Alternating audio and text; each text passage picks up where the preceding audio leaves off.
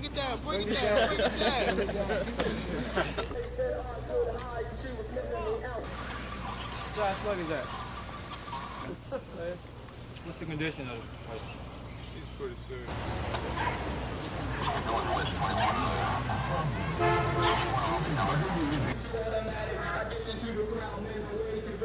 I got blue sequin jacket. Okay, that'd be good. Lighting will go great for it. Now watch it, it's hot. Just kind of... For 14 years, Harry Roop has worked with Baltimore area high school students putting on talent shows that end up benefiting the poor because those attending the performances must bring canned goods as payment for admission.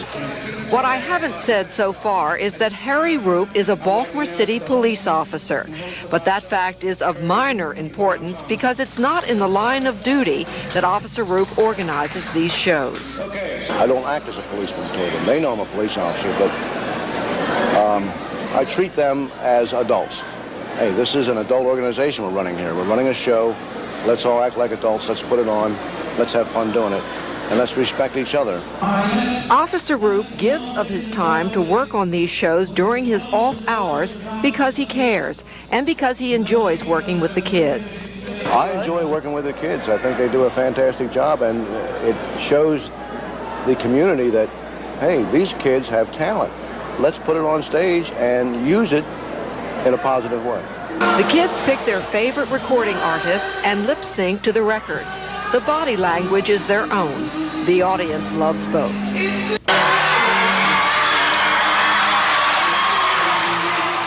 From the Temptations to Lionel Richie to Michael Jackson, the hits from the Northwestern students keep coming. And all the while, Officer Roop keeps watch over his performers. For the kids working with Officer Roop on this show, it has been a growing, maturing experience. For example, Yvonne Thomas, the director.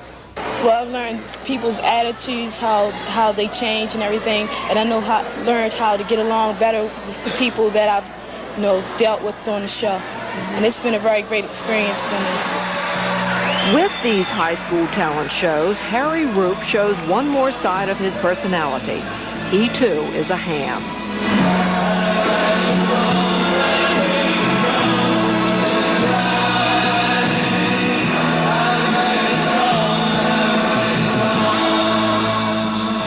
Another overwhelming success, produced by Officer Harry Roop and the students of Northwestern High School.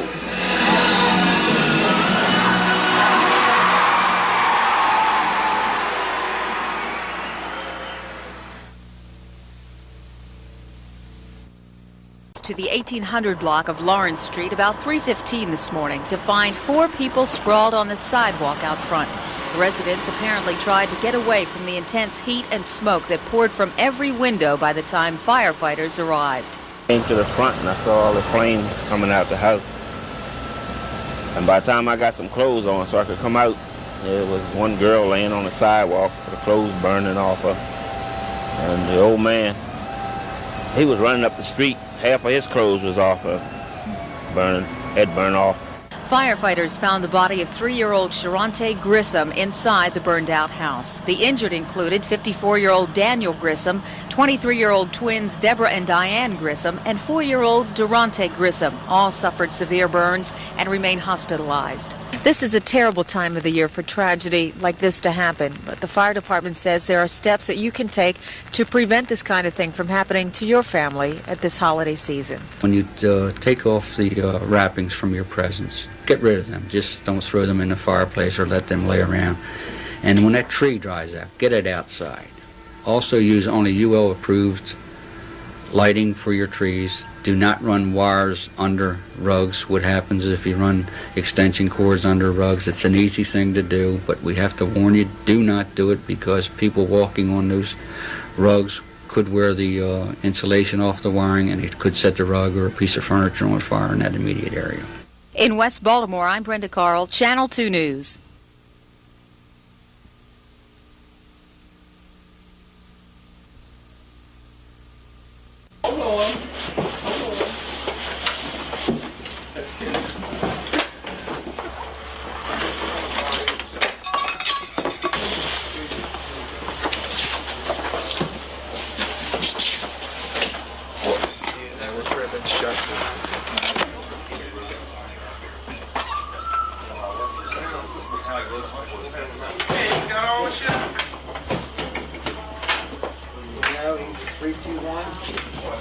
Well, we've met with the governor, we've met with the Speaker of the House.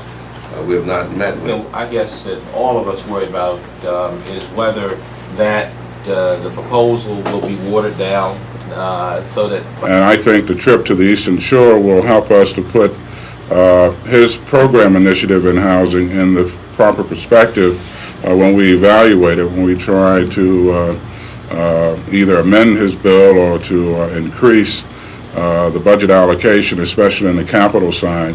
Delegate Rawlings and others have consistently tried to put in legislation which would bring about a housing code, a statewide housing code, but for various reasons that those measures have been defeated. Take several forms and it's left up to the legislators themselves to determine what those programs will be. In other words, how the monies will be spent. The Housing Commission appointed by the governor asked for something like $58 million. They admit that they beat, battered, bruised their own wives, but they now say they're sorry and want those same wives back. On the next Oprah Winfrey Show, meet men who say the battering is over, their need for violence is ended, and they want nothing more than their wife back and to have a happy... Poplar Manor Nursing Home wanted Mayor Schmoke to see the home with his own eyes. No, I appreciate it. I mean, only thing that I can say is that here today, you see a lot of very good quality care being delivered and real attention being paid to the patients. Now, whether that was going on before, I'm not in a position to comment. Is it a fact that you received a deficiency? Yes, there was a deficiency. Okay, fine.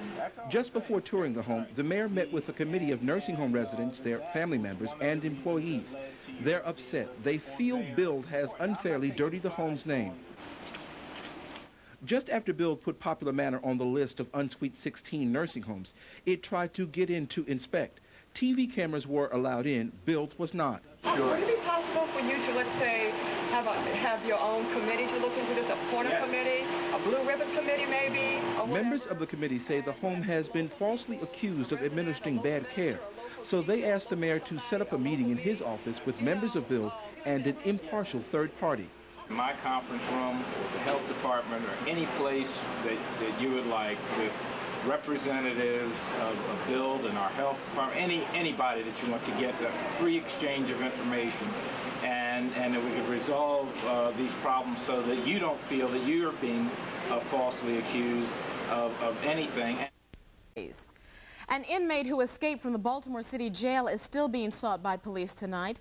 Charles Harrison Jr. crawled through a hole in the jail wall during a recreation period yesterday. Harrison was in jail on drug conspiracy charges involving cocaine. If you're a burglar, the syringes found today have been taken to the state lab for testing. 12 people are in jail tonight on drug charges after police raided several of Baltimore's main drug distribution points. Agents from the Federal Alcohol, Tobacco, and Firearms Bureau teamed up with Housing Authority police, rounding up drugs, guns, cash, and people from 7 apartments in the Lafayette Court homes. Although a large amount of cash and a few firearms were seized, police say they did not find the large amount of drugs they had expected. When the weather's this hot, everyone complains, even environmentalists, but not for the same reasons we do.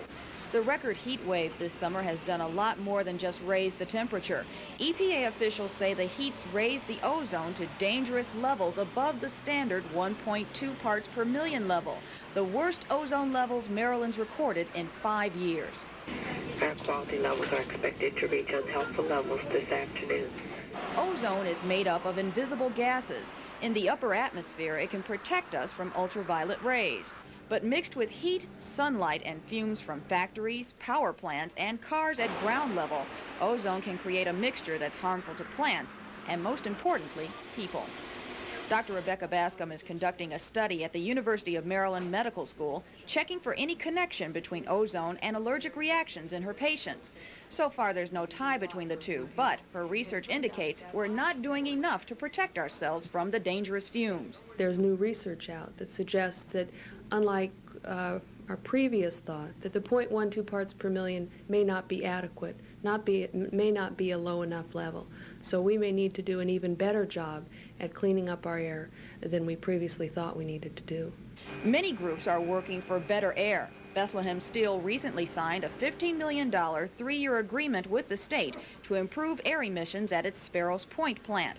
And the Department of Transportation runs annual inspections to prevent cars from emitting too much exhaust. But the General Assembly just passed a bill in its last session to make the car air quality test biannual, or every 2 years. Ray Feldman says he's not sure if that will do more to hurt Baltimore than help in its fight to keep ozone levels below the danger mark. But he says the ozone problem is one that we all should now worry about year-round instead of just during a heat wave. We're all going to have to address this, either through legislation or through increased consumer awareness, that we need to do more as citizens to control this problem. It can't all be done by government. Robin Robinson, Channel 2 News. It was a banner year for racing in Maryland as inter-track wagering led to record handles at both Pimlico and Laurel. On May 14th, the Pimlico Special was revived after a 30-year layoff. A national TV audience watched as Bet Twice beat Lost Code and Ali Sheba to the wire. A week later, 81,000 jammed Pimlico and watched Secretariat offspring Risen Star win the Preakness. A 16th of a mile to go. Risen Star away from the rail. Bryant's time with Cordero trying to close the gap. Winnie Colors third. Risen Star wins the Preakness by a length. But perhaps the closest watched racing story of the year was Laurel's double-triple. The carryover bet went unclaimed for 25 racing days as the bettors kept striking out. Until December 2nd, when the purse had reached over $1.8 million. 30 winners claimed nearly $61,000 each, as Christmas came a few weeks early in one of Maryland's top sports stories in 1988. Our news this hour, not guilty. That was the verdict today for Baltimore City State Senator Larry Young, who had been charged with filing a false report. The judge said while the incident was suspicious, there was not enough evidence to prove Young had faked a report that he was kidnapped. Channel 2's Joan Gartland reports. State Senator Larry Young left court this afternoon clearly happy about his vindication. But I'm very thankful, obviously, to the counsel that I have with Mr. George Russell, and my prayers were answered yesterday. Larry, can Thank you very tell much, us why George. you filed the report? Prosecutors had charged Young with faking a bizarre report that he was kidnapped from his McCullough Street home last June. Police sources say Young had fought with and injured his former aide, Michael Richardson, that night, and fearing Richardson would file assault charges, made up the abduction as an alibi. Richardson did not testify in court today, and Dorchester County Judge John Norton, citing no apparent motive for Young to lie to police, found him not guilty. Prosecutor Tim Dorey said Richardson's testimony about the fight would not have been admissible. Have all the facts come out? All the admissible facts came out. At District Court, Joan Gartland, Channel 2 News.